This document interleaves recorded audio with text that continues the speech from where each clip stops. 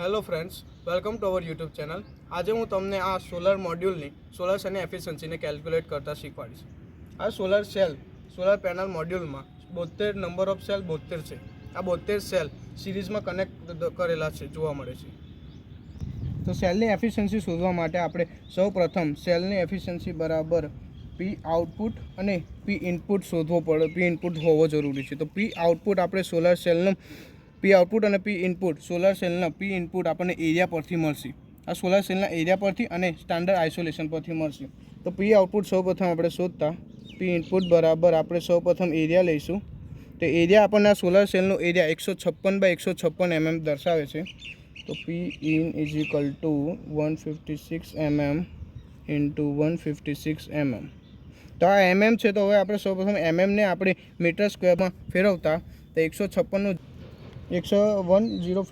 Into 0.156 metre square. તો આનો answer આપણને મળશે 0.024336 મીટર ક્યુબ મળશે. આપણને પાવર ઇનપુટ દર્શાવે છે. પાવર ઇનપુટને હવે આપણે સ્ટાન્ડર્ડ ઇન્સ્યુલેશન એટલે SI કરતા into 1 kilowatt metre square into આપણને જે આન્સર મળ્યો છે તેને મૂકતા 0.02433 મીટર સ્ક્વેર. મીટર સ્ક્વેરને કટ કરતા 1 કિલોવોટ બરાબર 1000 વોટ થશે ઇન્ટુ 0.02436 થશે.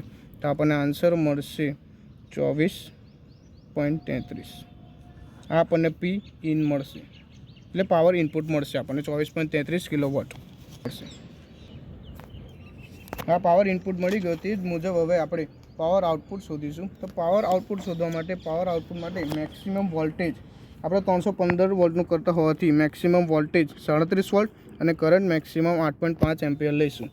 તે માટે 36 વોટ ને મેક્સિમમ કરંટ 8.5 એમ્પિયર. તો હવે એક સેલના આ વોલ્ટેજ માટે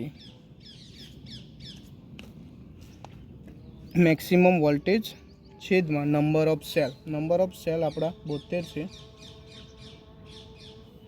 37 વોલ્ટ છે આપણો મેક્સિમમ, નંબર ઓફ સેલ 72 છે. તો આનું સમેશન કરતાં 0.513 વોલ્ટેજ એક સેલનો વોલ્ટેજ મળશે. હવે એક સેલનો કરંટ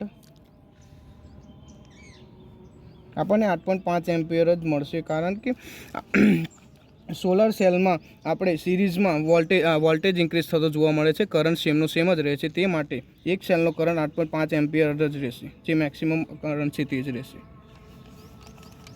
હવે આપણે મેક્સિમમ વોલ્ટેજ અને કરંટ મળી ગયો છે, તેના કારણે આપણને પાવર આઉટપુટ મળશે. કે પાવરનું આપણે સૂત્ર છે તે મુજબ V ઇન્ટુ I, એટલે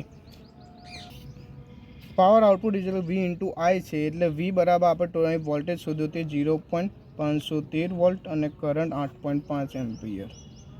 આના ગુણાકાર કરતાં આપણને પાવર આઉટપુટ મળશે 4.36 વોટ આઉટપુટ મળશે. આ આપણને પહેલનું પાવર મળે છે.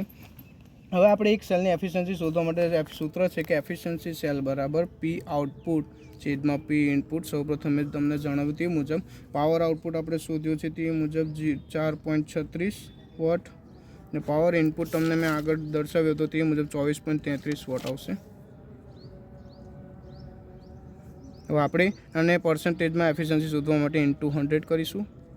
તો 4.36 એનું વોટ કેન્સર, આનો સમેશન કરતાં 17.92% આપણને એક સેલની એફિશિયન્સી મળશે. આ પરથી આપણે આને ક્રોસ વેરિફિકેશન કરવા માટે આપણે સેલની એફિશિયન્સી તે મોડ્યુલની એફિશિયન્સી કરતાં વધારે જોવા મળે છે, તે પરથી આપણે તેને ક્રોસ ચેક કરી શકીએ છીએ. એફિશિયન્સી મળશે.